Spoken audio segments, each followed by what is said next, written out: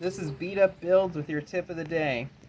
So I put this aftermarket air filter on this motorcycle I have, and I was riding it to work every day. I didn't want it to get soaking wet, the air filter, and not run, because I need to get home from work when I'm riding it, right? So I found you could buy rain socks online, I think they call them, they go over, but they were like $30 or something like that. I'm like, well, maybe there's something cheaper. It doesn't look like anything fancy.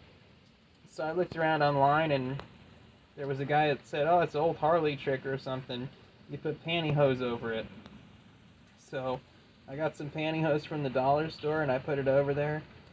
I got caught in really bad rain. Like, it rained the whole time, like when I was in work with the bike sitting.